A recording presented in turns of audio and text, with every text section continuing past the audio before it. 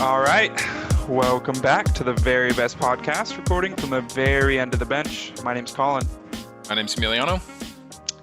and let's get to it. So, we are going to jump straight into the reserves recap, which, as you know, there's only one series going on. Um, Lakers and Heat. Jimmy Buckets, 40 points. The Heat win. So there goes the sweep. There goes the sweep that the entire world was predicting, including Yeah. myself. Mm. So we're entering back into the gentleman sweep territory. I know it's a phrase that everyone uses, but do you think that the Heat have a chance now? I think that the Heat just extended the series to 6 games. So you Not, think ne- they can not, pull one not. more out? Yeah, I think they'll pull one more out. We'll see. I mean, yeah. I mean, you know, the Heat are just showing the same resilience that I think they've shown in every series. But it's not a stretch, and I don't think that it surprises anyone that I think the Lakers are the best team the Heat have played so far. Like I think the Celtics were maybe a more well-rounded team, but in terms of the top two players, I don't think the Heat, I think Jimmy has always been the second or third best player in every single series so far. With the Bucks, it was Giannis then Jimmy. And then with the Celtics, that's one series where maybe he's the third. Because I mean, Kemba, Tatum, Brown, Smart, like there's just so much, star power on the Celtics that maybe he's the third best player in the series. But I mean, this is the first time where Jimmy might, he might, he might not even be the best player on his team, by the end of this finals. Like if Bam can find his way back, I mean, I think that Bam has kind of locked that spot of being like the most influential player on the Heat right now. When he's playing at 100%. So no, I definitely think they've extended to 6 games just with this one win, which I know, mathematically doesn't make a whole lot of sense, but I think momentum is a real thing, and especially in this bubble with no real home court advantage, momentum is everything. And the Nuggets, if anyone, showed that. Yeah. I think Jimmy Butler not only extended the series, but he extended his own team a chance to get Bam and Dragic back. And I think that was the biggest thing. They were both game time decision coming into yesterday's game, um, which I feel like might not be the best thing to rush someone like Goran Dragic back, who Yeah, is, in his 30s. Like, if he sat out a couple games, I'd say maybe, but like, you don't want to mess with like lower extremities when it comes to like feet, Achilles, knees, because they all connect to each other. So your foot goes out, you start relying on your bad knee on your other side, and I just think that Dragic needs maybe a game or two more. yeah, no, and I mean, I think the Dragic thing is more so like it's kind of like what Belichick does in the NFL, where like he's questionable, but the backroom meetings is probably he's not going to play. And I think with Dragic, that's what we're seeing. I think they know that Dragic is potentially done with the series. That's at least that everything that I've read up on in terms of the injury and other players that have had that injury. Like you could do a cortisone shot, but like what are the long term impacts of you playing on an injury like this? And in my opinion, I don't think Dragic will be back unless it's a game 6, game 7 situation. Yeah. I think it's one of those game planning situations where they're leaving him out there as questionable and it's a game time decision. So the Lakers have to make a plan for him. But then at the end of the day, the Heat probably know that he's not going to make it out there. Yeah.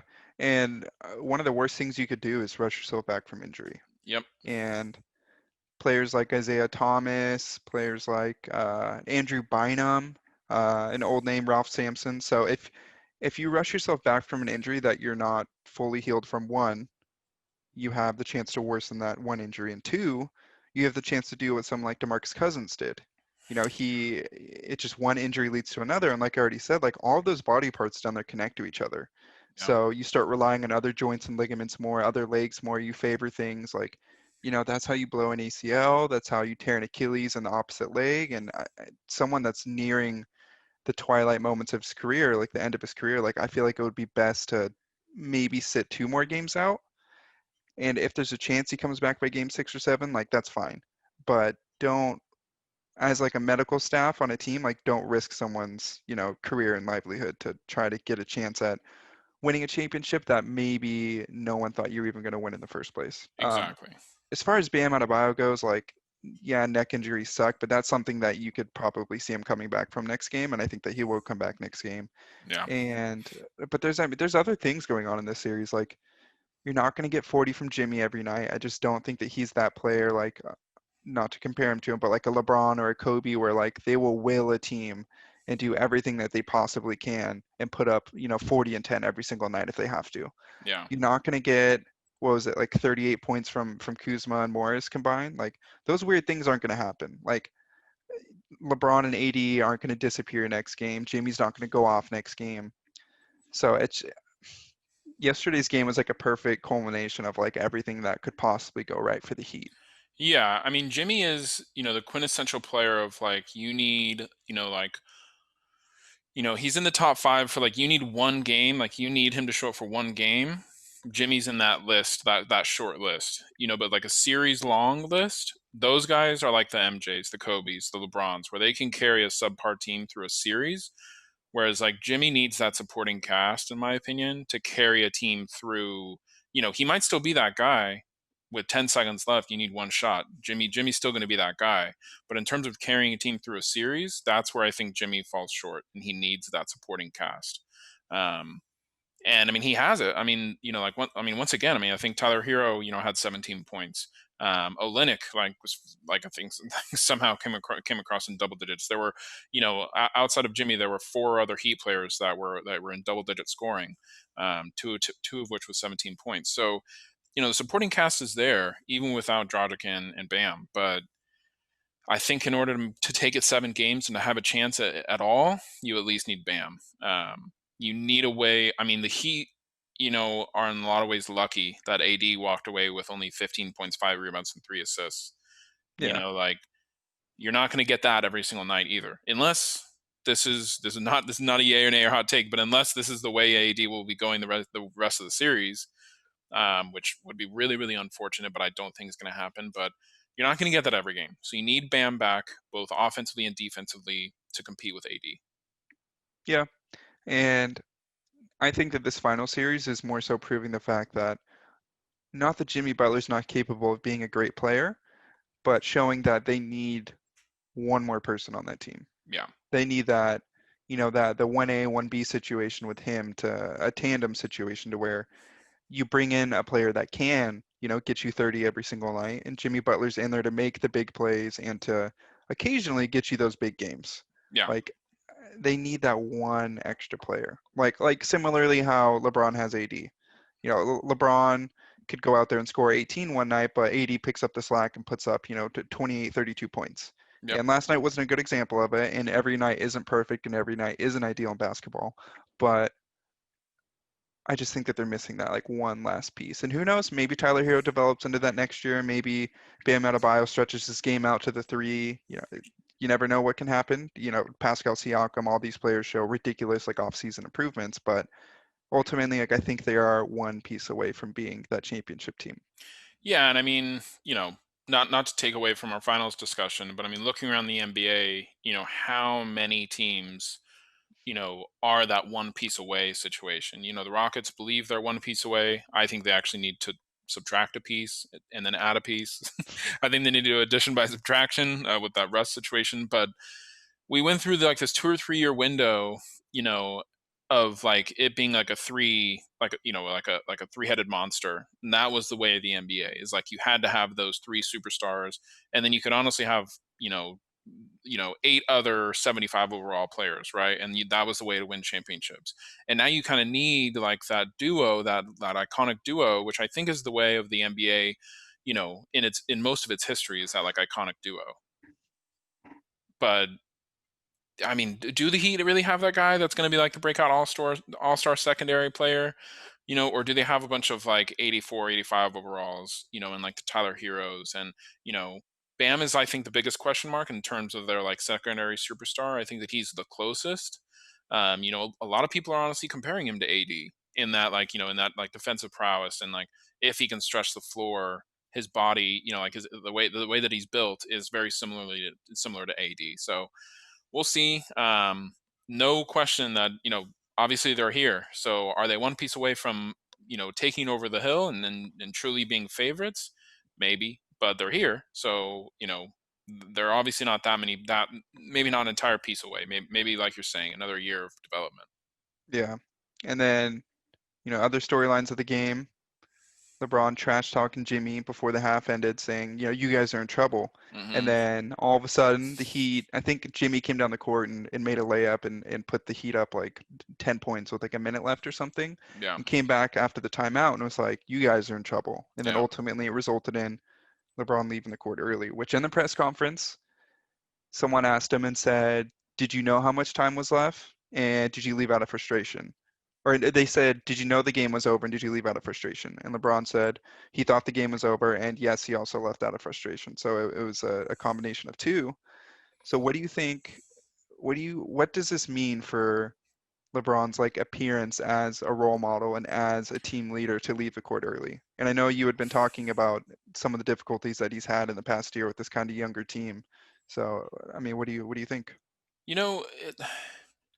Like it kind of goes into a bigger, deeper conversation in terms of like, I don't know how good of a leader you can be when you're as skilled as LeBron is at something. Like, I mean, look, like, so I think it speaks a lot to his leadership. You know, like you're obviously frustrated. You didn't have one of your greatest games. Like you're not walking off the court with a 40-point triple double and your team's about to lose. Like, yeah, you know what, you have a decent stat line at 24, 10, and 8, but outside of the stat padding, we know that's light work for you. We know that you didn't go in and make a ridiculous game.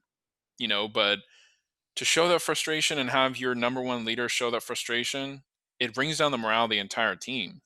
Like I just don't think that MJ or Kobe would have done something like this. And I think that that's honestly where he kind of separates himself a little bit, unfortunately, is through times like this. It's through those, like, I think that he gets broken down just a little bit quicker than some of the other superstars we've seen in the league, and that definitely speaks to his leadership. Yeah, and I think that is one of the negative like parts of LeBron James is that he is known to throw temper tantrums sometimes, whether Yep. it be in timeouts, whether it be after the game in the locker room, or, in instances like this where things didn't go how he wanted it to, like he sometimes acts like that spoiled kid that got something taken away from him. Yeah. Like, like stomps his foot, crosses his arms, But and I mean, but to be fair, like we've all been treating him like a spoiled little brat since his rookie year.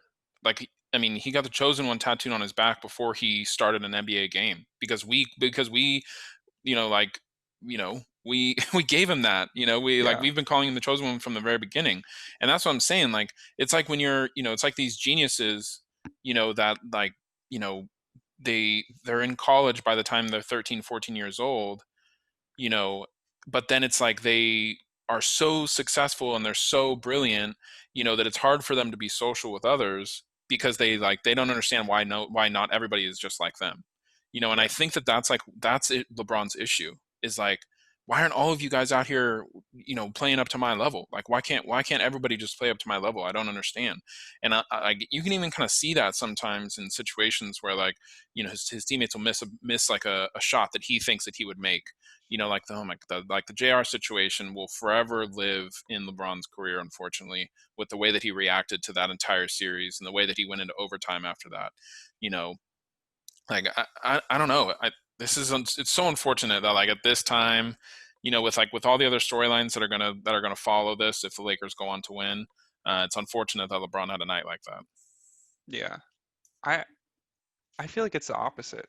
Mm, I feel like the instance of how he reacted to J.R. Smith directly doesn't happen a lot. And he throws these temper tantrums because he wants to be seen as a team player, but he doesn't want to be too critical of his teammates on the court. Like when he'll go into post-game press conferences and he'll have 60 points and he'll be like, we all lost. Like, I lost us the game too. Like I did this, this, and this, knowing damn well like he did everything right and it was his teammates. And I hmm. feel like that J.R. Smith situation would have been more along the lines of like an MJ or a Kobe situation. Like they are hard on Mm, their teammates. Like they take their frustrations out on their team when they aren't performing up to standards. And like LeBron, just I feel like keeps all of it pent up inside of him and doesn't let it go towards his teammates when maybe he should. Like I think that sometimes he tries to be too nice and tries to be Mm, friends with everyone, and that's what made Kobe and MJ those fearless leaders. Is they made their team better by being harsh on them and making them better. They tore them down to build them back up, essentially. yeah, You know? yeah. Does that No, make sense? yeah, but I mean, you almost have to do that because you need to figure Yeah, out who can be torn down and who can still get up. You know, who could take a punch and get back up. And I mean, that was MJ's biggest thing. I mean, if you guys watch The Last Dance, I feel like that was like the most common theme in every single episode was, you know, MJ was an asshole. I mean, he wasn't a yeah, nice guy when it came to practice, you know, and even off the court, outside of practice, he didn't seem like, you know, he was the nicest guy to a lot of his teammates. You know, but at the end of the day, it's kind of like what we were saying at the very beginning. Like, you know, at what point should you not even expect that from guys at this level? You know, yeah. like, I mean, I don't know. And for LeBron, it's like even what you were saying, it kind of speaks to like how difficult it is to be LeBron James. And I know, like, you know, some of you guys listening might be like, "Oh, how hard is it to be, you know, worth all this money and be this successful?" It's like, no, like you're basically performing. You know, like when you're done with the game, a lot of players just go into the locker room and then it's their afterlife. You know, then it's that as soon as the game is over, it's like, okay, you know, I'm done with work. You know, I'm done with my Yeah. shift, and they clock out. He's not a LeBron basketball James, player, he's a brand. exactly. He has to perform from the moment he wakes up to the moment he goes to sleep. And like, man, I couldn't imagine doing that. You know, like, I mean, like you're saying in some of these press conferences, like, think about how hard that is to have to swallow that and be like, rather than be like, no, like, I honestly don't know why we lost. I had a 60-point triple double. I did everything I could. My teammates need to step up. You know, so I definitely understand that. Yeah. And there's not a lot of Kobe like or MJ like players in the league right now, aside from I'd say Jimmy Butler, Draymond, and Kevin Durant was someone that was like that. In the instance when he was on the Warriors where he was running down the court and Draymond held onto the ball. Hmm. Do you remember that situation which Yeah. ultimately caused the rift between them? Like in that situation, if let's say Kuzma was bringing the ball down the court and instead of giving it to LeBron on the fast break, he held onto the ball and turned it over and the buzzer sounded, LeBron would have just gone straight to the locker room, right? Yeah. KD like goes to the sideline and is like, why didn't you give me the ball? Yeah. Like the ball needs to be in my hand. And I feel like that's a difference between, a KD or LeBron is like that is a killer instinct that I think sometimes people say LeBron doesn't have. Yeah. Like I is mean, even leading in that aspect. even Paul George kind of has that killer instinct. If we call back to like his Pacer Oh, days, that's if that we false well confidence. no, and that's what I'm saying. Sometimes it can be a bad thing. Like in the Yeah. case of Paul George in those Pacer days, he straight up called out his teammates and coaches and saying like, if it's that last game, if it's that last second shot, I need to be the guy taking that shot. And then he missed it the next game when it And happened. exactly. So like I feel like that's a double-edged sword. That confidence and that killer instinct can be a double-edged sword. And I also think it's just a changing of the times. Like, you know, LeBron is probably well aware that these players that are being brought up now are far more sensitive and not as accustomed to being broken down to be built back up. Yeah, he's too PC. Exactly. Yeah. And so I don't personally think that the lack of killer instinct that people see in him is necessarily a knock. I think it's honestly him just being like we say it all the time, he's the smartest player on and off the court, you know, in terms of basketball player, you know, and I think that he's well aware at this point that that players, you know, young players can't be broken down to be built back up, and that's honestly probably a factor in why he doesn't want to play with super young players. I mean, we saw what he had the Lakers organization do to their entire future last year. So Yeah. But I don't know. Ultimately, like I think LeBron James was right in saying this series isn't over. And I think it was after the first or the second game where there was a timeout and he kept telling his teammates, even though they're up 15, this isn't over. Like, when I was on the Heat, we were up 2-0 and we gave up the series. Like, he's not wrong in saying that. And the media was hmm criticizing him for saying it. Like, oh, like this is the Mickey Mouse championship. Like, this is easy for you guys. Like, stop trying to make your team and you sound better by creating this narrative. Like, it's a real thing. yeah, Like, if you have Jimmy Butler on the other team, which, like we said, he's not gonna give you 40 every night, but he's a confidence booster. Like hmm he'll go out there and get you a couple grit buckets, and then all of a sudden, like Tyler Hero, Duncan Robinson, players like that see this confidence going, and they're like, okay, like yeah, like we can do this. Like when you have someone like that on the other team, like anything's possible. And LeBron's right, and the Lakers team is a little bit of like a free fun having like Dwight Howard, JaVale McGee, those types of players. Like I think sometimes they can let the serious side of things get away from them. Hmm. And LeBron's doing the right thing by saying that. But yeah, ultimately, Heat won the game. Hats off to Jimmy Butler. Crazy game. Um, yeah, do you have anything else to say about the game in the series? I mean, not to get too much into the stats, but Jimmy played 45 minutes, and we talked about how much he scored and everything. But I guess one question: do you think that he's going to have to do that, and do you think that he's going to be capable of doing that for the entire series? Because the first question, I think yes, he's going to have to play, a maximum amount of minutes that his body will allow him to play for every single game. There won't be very much rest. This is very much so like LeBron 2016 finals situation. Two, do you think that he's going to be capable of doing that and producing every single game with that load on his body?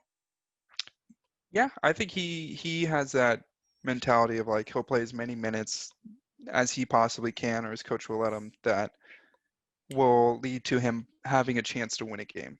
You know, Mm, he did have that sprained ankle, and once you sprain your ankle, it becomes more vulnerable to it until it fully heals. yeah. So there is a chance that he re-injures that ankle. There is a chance that, the minutes start to wear on him. He is, I think, 31 this year, somewhere around there, 31, 32. Hmm. And like he's not like a spry 25-year-old anymore. No, So he's yeah, not he's Bulls Jimmy anymore.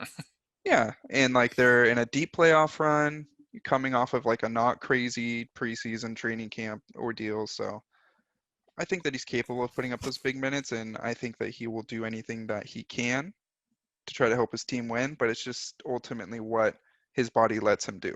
Yeah. You know, Yeah. No, absolutely. No, but I mean, we've touched on it, a little bit in terms of like the Heat, maybe, definitely catching people off guard for this finals appearance. And maybe brighter times ahead, regardless of what happens. Even if they go on to win, I think both of us kind of think that the Heat could find themselves here again next year. So, assuming there's no bubble situation and assuming we have a somewhat normal, regular season and playoffs, what are your early 2021 finals matchup predictions? I think this off season is the off season of one piece away teams, Yeah, right? yeah, And I know we had just talked about it, but like think about that. Like the Clippers technically aren't one piece away. Like they'll be back in it next year, assuming that they keep the team together. But like the Nuggets, like one piece away. The Bulls, one piece away. The Bucks, one piece away. Like all of these teams, there's like eight of them that are just one piece away. Where like they add in one key guy or they get the right guy for their system, and all of a sudden they're making a crazy deep playoff run. And hmm, this was kind of the year where everyone was like, man, like it's up in the air. Like we don't know who's going to make the finals for the first time in the last 4 years. Like next season, I feel like it's going to be even crazier. Like even crazier. the Nets with Kyrie and KD, and there's rumors that they're going to try to bring in a third star. You have the Warriors back at it. Like you just have all of these like monster teams, or if they stay healthy, like next season can be crazy. Like there's no given. Yeah, LeBron's like a little older. You never know what happens with injuries. Knock on wood, but I don't know. Like it's hard to predict something like next year where you just have all of these like A tier teams. My gut wants to say that it would be the Clippers and the Nets, assuming both parties stay healthy and KD is KD again. He's not, yeah, affected by this Achilles injury, which has yeah, been pretty crazy. Um, but then you think about the other things like where does DeMarcus Cousins go? Does he come back fully healthy finally with like a whole season and a half of sitting off and rehabbing? Like, can he come to the Lakers as a starting five and contribute like 15 and 10, on 25 minutes a game? Like that's a big change. And if that's true, then like maybe the Lakers are there. Like it's just there's so many possibilities next year. It's yeah, it's crazy. yeah. Yeah, no, I'm definitely not in any place, you know, to speculate far enough ahead. There's, like you're kind of mentioning, like there's so much going on this off season that I really think that any prediction will change, the day after the finals are over when things start happening in terms of, rumor mills and when the rumor mill really starts picking up in the real off season, I think then we'll have a much better idea. I personally don't think the Clippers will make it again. I think that with a new coach, it's just going to be too kind of unstable. Um, kind of a little bit of an off-topic prediction, but I do think Paul George will find himself on a new team if the Clippers are not really excelling. I mean, the one thing the Clippers lacked that every single person was talking about is that they never had that big stretch where they won like 10 games in a row. So Yeah. if they start like that again next season with like just kind of like lackluster, not really landing on their feet, I think Paul George will be the first person on that team to go. And then it's up in the air again. And then it's like, okay, well, what do the Clippers look like post Paul George? So I think the only sure thing are like the Celtics, the Bucks again, and then the Nuggets out in the West. I mean, the West is just a mosh pit of like honestly like 10 teams that could find themselves in the Western Conference Finals. I know that sounds crazy, but I mean, if we go down the list, it's like the Nuggets, the Jazz, the Warriors, the Blazers, the Lakers, the Clippers, Yeah, the the Pelicans and the Suns even. Rockets, the Pelicans, the Spurs. You just never know when the Spurs are gonna get there. So it's gonna be a crazy season next year, and I don't think that anybody can make an appropriate prediction for exactly what we're gonna see in the finals.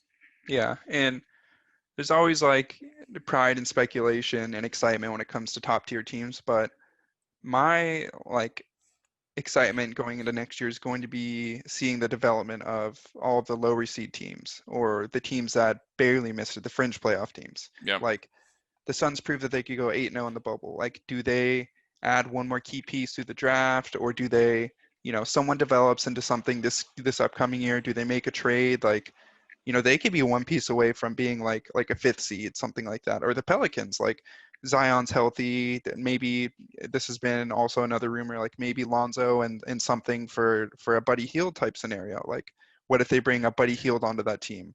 Yeah. Like, and they just get a knockdown 3-point shooter? Like that changes their team drastically. Yeah. Like, I'm just excited to see all these young teams get another year under their belt. And Absolutely. I feel like next year is going to be the year where we see another Nuggets or Jazz like team take that step forward, and then the Jazz and the Nuggets take that step forward. Like Yeah. it's the building block tier. Like it's happening before our eyes. Yep. Yep. Like And players are aging out and players are aging in at the same time. So it's going to be exciting. Next year is going to be super crazy. yeah, I could see teams that are like 5 to 10 games over 500 not making the playoffs.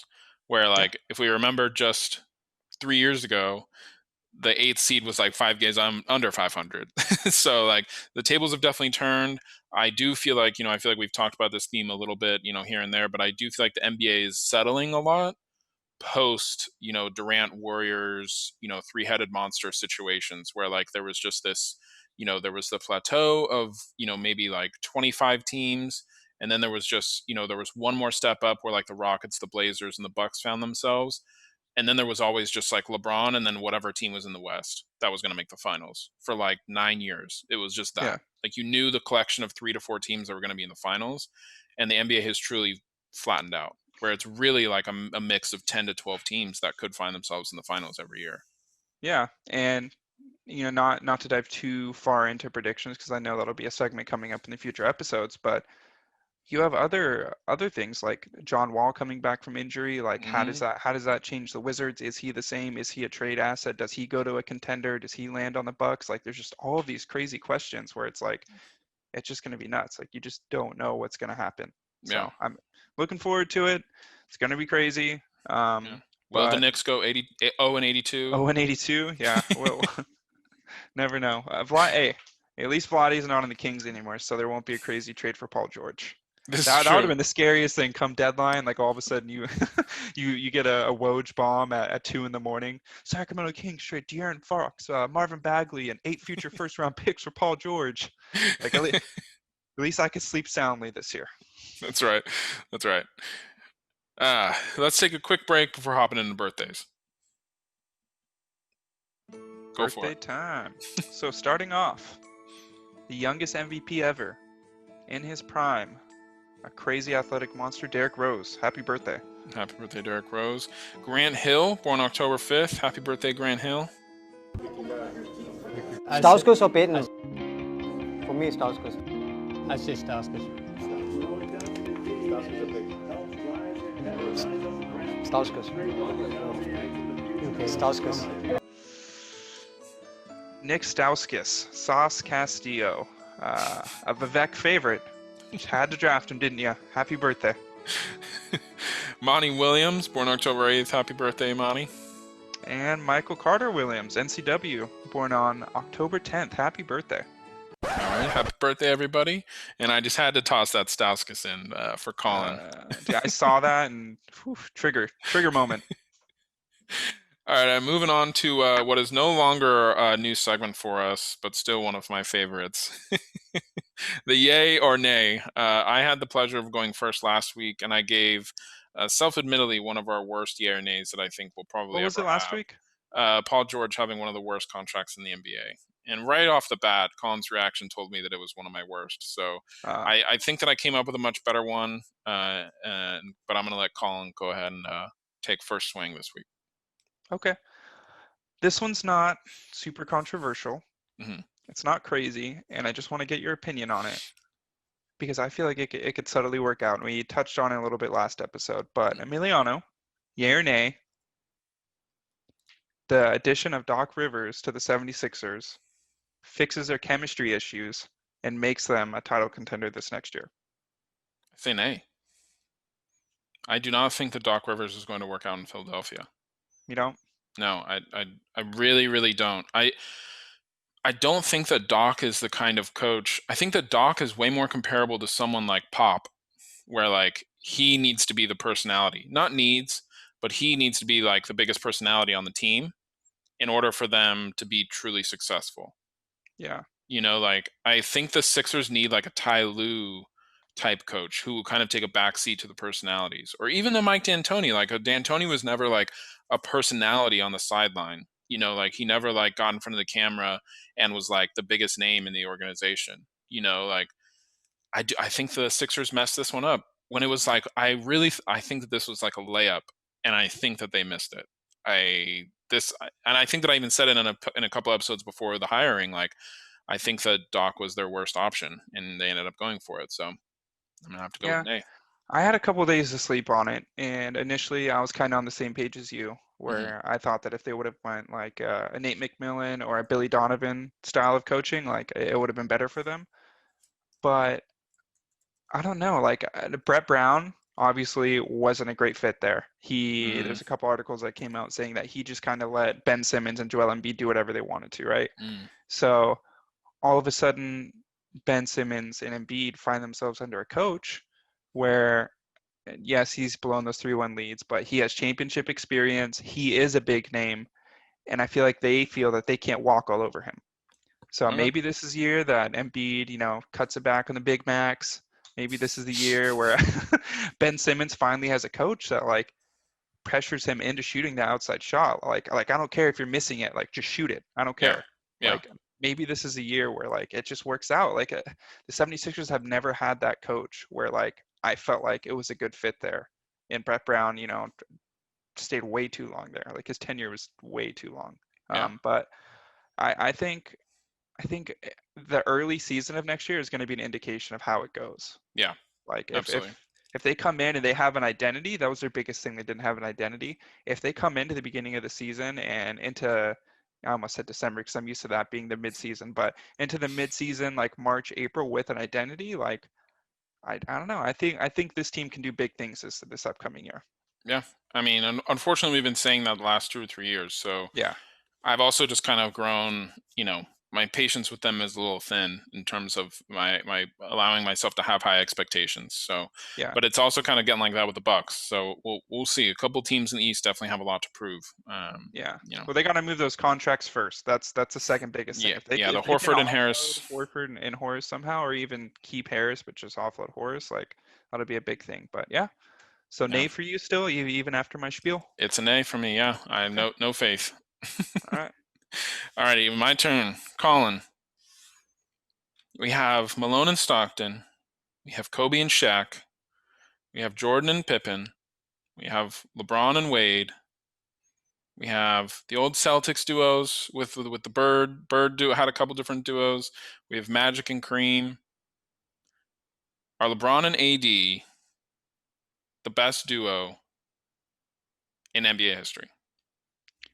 Uh, There are I think stats. I will say, I just so that I don't sound crazy, I'm sorry to cut you off, but just so I don't sound crazy, there are stats to back this up. But outside of just statistically, I'm saying, in your opinion, are they kind of reaching that in this playoff run. I would say nay, but there's a couple footnotes there. So nay, because their duo is like so young. Like they've only been together for this one season, Mm-hmm. and it wasn't a full season and it wasn't a real season. Um, if they stay together for a couple more years and win a couple championships, sure. But ultimately, I think it comes down to they're just playing together too late in LeBron's career. And we're Yeah. seeing right now that like AD might be the most complementary piece that LeBron James has ever had for his game.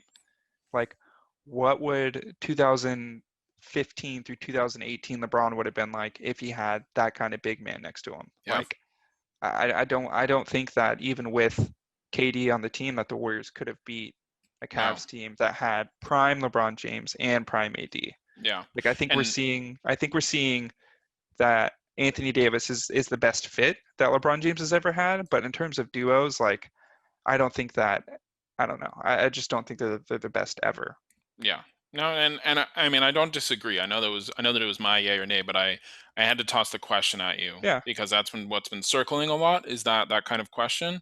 And I mean, keep in mind that like in 2011, Dwayne Wade was at like an MVP level, player. I mean, like, Dwayne Wade and LeBron were no slouch, but I think that for LeBron's game, I do agree that in terms of being complementing his game, having that superstar big man is key. Yeah. Um, Well, the issue you with know, Wade is he was an outside shooter. yeah, He was a slasher, but like that was when LeBron James was a slasher too. exactly.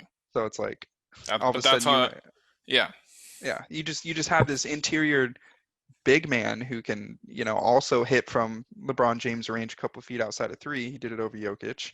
Like that's just like perfect for LeBron. Like he could go anywhere LeBron needs him to on the court and score. yep, Like the last couple minutes of game two, you just saw AD on the weak side corner, just standing there on the elbow, and LeBron is posting up in the center. yeah, Like Anthony Davis is so transformative that like he just meshes with LeBron like perfectly.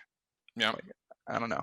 Like I said, if this was 2015 through 2018, they might have been the best duo ever. But because it happened so late in LeBron's career, I don't think so.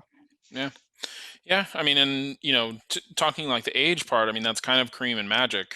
Like there's a lot more potential there if Magic had entered the league 3 or 4 years earlier. The Magic and Yeah, Kareem the shit, the Magic and Kareem magic, nice. like happened towards the end of Kareem's career, and that's what kind of like what you're saying we're seeing with LeBron and AD. So Yeah, unfortunate timing, but I definitely think they have the potential, like you're saying, if they stick together a few years and LeBron really does turn into a little bit more of a Magic Johnson style point guard, that we could see something magic here. So, man, so much magic. magic everywhere. That's why they're in Disneyland. That's why they're in Disney. Or That's right. Disney World, sorry. So moving on from our yay or nay and finishing off the podcast here, as we always do with our hot take. Ah, my hand, that's hot. This one's hot too. Okay, we're trapped, everyone for himself. Okay. Colin, why don't you give it to him? So, our man Adrian Wojnarowski put out this article today talking about Isaiah Thomas. And if you have a Twitter, you've seen Isaiah Thomas for about the last two seasons basically beg every single team for a chance. Yep. Like I swear I see it like every single week. Isaiah Thomas like quote retweet something like, "Man, like I'd fit in perfectly there." Mm-hmm. And all of a sudden, like Woj puts out this article saying that he's had like hip surgery. He's this new player. So if Isaiah Thomas manages to make his way onto a roster next year, do you think that he can be a most improved player of the year winner? Can he? Yes. I feel like people so quickly forgot just how good he was in Boston. Like that year that he could have won MVP. I mean, I think that he was in the voting for it. I don't think that it was just one of those, like, oh, he could have won MVP. I think that I he was think actually, he finished third, I think. yeah. I mean, and for his size and just like what he brings to the table in this era of the NBA, absolutely, he could be a most improved player, especially if he finds himself in a starting role somewhere. Um, but we have to keep in mind who else is kind of out there, and that this is where kind of like storylines in the NBA are key. I mean, you mentioned it. DeMarcus Cousins, if he comes back and he's a starting five somewhere and healthy, he's immediately 25 points per game. like if he has a big role on a team, he's immediately at 25 points a game again. We have Marvin Bagley. I know that's kind of like a homer answer, but I mean, really, like he could easily be a most improved player award winner. Is he, top 5 in the conversation? If he finds himself the right spot, absolutely, because he athletically, I think, is still, 100% healthy, could be in the top 10, in terms of point guards and what he's able to bring to the table offensively. Defensively, though, I don't see him getting a lot of minutes. That's going to be the deterrent, because defensively, I do not see him being a viable option on any NBA team. Yeah, defensively, Isaiah Thomas is the equivalent of a turnstile. Yeah. Like you just go right through him and that's it. That's it. That's what he does for you. But I think the hot take should be more along the lines of, does Isaiah Thomas find himself on a roster next year? Like he has to get past that first. Yeah. Like, and I think that that's a yes. Yeah, it very well could be, but I think that he hurt himself the last 2 years constantly advocating for himself. Like, yeah. It started being like, okay, like you're begging to be on an NBA team for the last 2 years, but what have you done in the last 2 years? Mm-hmm. Like, is he actually better? Like, I'm sure he'll get a couple off-season workouts with teams, and maybe he is a lot better. But it's like, when you're begging for a chance for all these years, like, I don't know, like I feel like you make yourself look like needy and like you're talking, desperate and like talking yourself up. And I think that he really has to prove himself. And he very well could find a spot though, like the Warriors, like if they need a backup point guard, which might be a little risky because Steph Curry not the best defender either. But there's options out there for him. But it definitely doesn't look good that he went to teams like, the young Nuggets at the time or the Washington Wizards and couldn't even really maintain solid minutes on those teams and the Lakers as well. But yeah, if his hip's better, like he's shown that he could be an explosive player that averages 30 points a game and leads his team to the conference finals. But health is the biggest thing in the NBA. And I think we've seen that. So Isaiah Thomas, former King, love him, great guy, nice guy. And I wish him nothing but the best. And I hope it's in his cards next year. Yeah, absolutely agree. Hey, I only hit you with one I absolutely agree today. I just realized there that. It is. So we're improving. Take a shot every time Emiliano says, I absolutely agree. It's the new reserves drinking game, Friday nights. Alrighty, well, I think that's going to do it for us today. Thank you guys for listening. Make sure, as always, you are following us on our Instagram at The Reserves Podcast. Follow us on Twitter at Reserves Podcast, and make sure you're subscribed to the YouTube channel, The Reserves Podcast. Putting out episodes Tuesdays and Fridays, as long as the NBA stays open. Yeah, and watch out for LeBron's next big game. Yep. It's coming. And watch out and see if AD is still on his way to stealing this Finals MVP from LeBron, or will LeBron continue to stat pad? Alrighty, until next time. Alrighty, see ya.